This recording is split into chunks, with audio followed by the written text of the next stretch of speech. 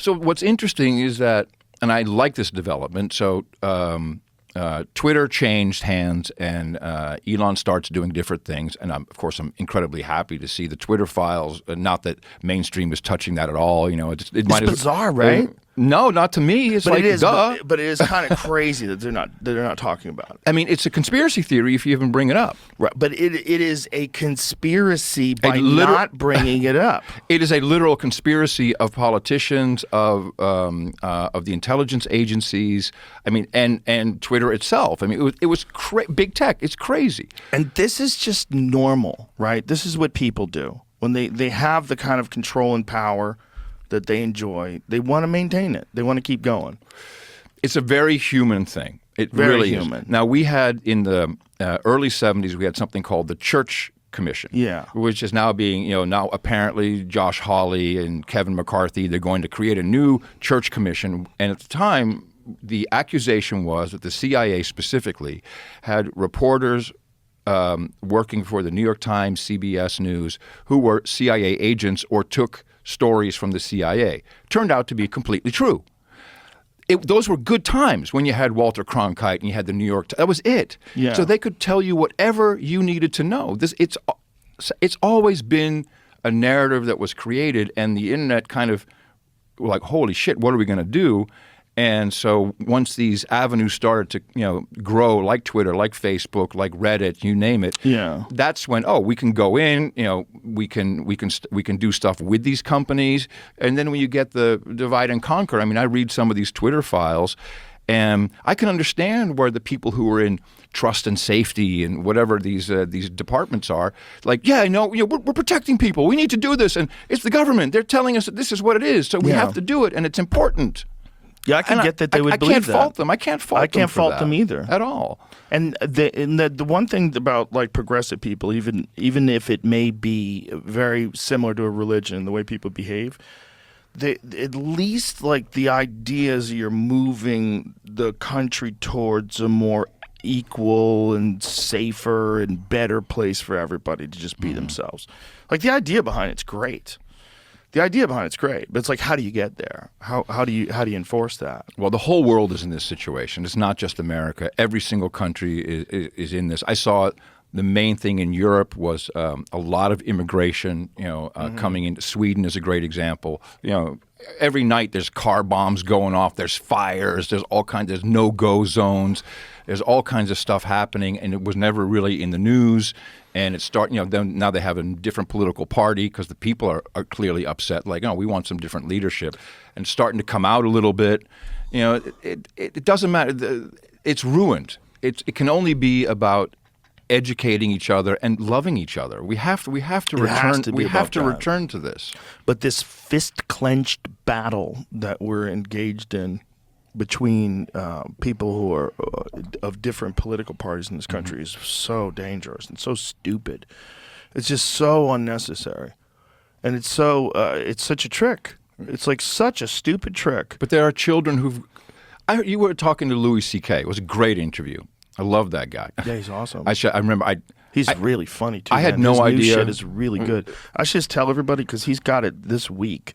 It's the 28th. Oh, it's the Madison Square Louis Garden. is streaming live on louisck.com, and I saw him in bam, Austin. there you go. Bam, there it is. 7:30 Eastern Time. Live stream tickets on sale now, including replays through February 17th. So he's got this live streaming concert, and then he's already recorded a special with that material. He's going to release a special separately. This is really exciting. It's really good stuff, too. I saw him in town. I saw him at the Moody. He was great. It was really funny. Like, laughed hard a bunch of times. It was fun. It was good to see him, like, at the top of his game and having a good time, and the audience was there to have a good time. It was really fun. It was really fun. My takeaway from that conversation, and I foolishly in 2006 I thought I could do a podcast network, which never works. You can't monetize the network. I've learned it doesn't work. It just doesn't work. But don't you think we all kind of have a network? But we have an organic network. But Okay, That's the way you do it. We're going off topic, but I'll Right. say when I see Bill Maher saying, "Well, we're going to do the random podcast network," here's what happens. It happens every single time. You're fucked. Half of you have one star, Yep. which will be Bill, and maybe one other one, and all you get is, "Well, I didn't get any ads. I didn't get any promotion," and Yeah. it's a fucking nightmare. It doesn't work. Individual stuff is what you've done. You've built something. It's just you. I don't believe in any of that shit. It's very saturated at this point too. It's very hard for someone to get going right now. Like someone has to be pretty extraordinary or unusual, or they have to get put on a bunch of if their friends have big podcasts. How about starting with making something that's worthwhile listening to? You have to have a good fucking product. That's if you don't have this happened with blogs. I'm going to blog and be like Andrew Sullivan. I'll make $1 million a year. No, you can't write. You're not funny. You're not interesting. It doesn't matter. You have to have something. It's just not for everybody. It's not for everybody. There's 4.2 million podcasts that we have in Podcast Index. I thought it was more. I thought it was 5. I don't want to disparage anyone you might be commercially tied to, so we'll just leave that for what it is. I'm not commercially tied to any podcast number counter. Okay. Well, Spotify bought Anchor, and during the pandemic, because we literally sift through it all. About 2 million podcasts, 1.5 million of those podcasts are one episode of someone going, Right. "Tust," and that's counted Right. as a podcast. Right. Yeah, there's a lot of times because it's so easy to start one. A lot of people start them and they don't. Of course. I've talked to so many comic friends and I was like, dude, just keep going. It's all about like putting in the numbers. Just keep going. And you'll if you have 2 people are downloading it, 2 people can be 4. They'll tell their friends if it's good. Yeah. 4 is That's 10. it. That's Next it. thing you got 100. Next thing you got 50. You got to build a community. You can't live in a bubble of just doing a show and not even thinking about the people who are listening. You have to connect with them somehow. Next thing, you could have 50,000 people and it wouldn't take that long. I don't think so either. It wouldn't take that But you long. need to do the work, and it's serious work. Now, what I was going to say is that comedians are coming back, and I love this, that comedians are finally finding their voice again.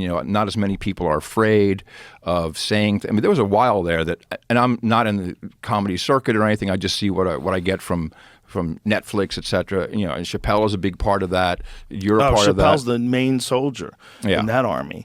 Yeah, and Louis is too. Louis is right up there too. But y'all can bring the love back. He won an Emmy. Yeah, but you can bring the love Was it back. Emmy or a Grammy? Grammy, right? Grammy. Grammy. I finally watched, was it Better Things that he co-created, that TV series? It's probably about 5 years old. Never saw it. Oh, it's so fun. And then, his deplatforming moment happened, and so after season 3, he was no longer a part of it.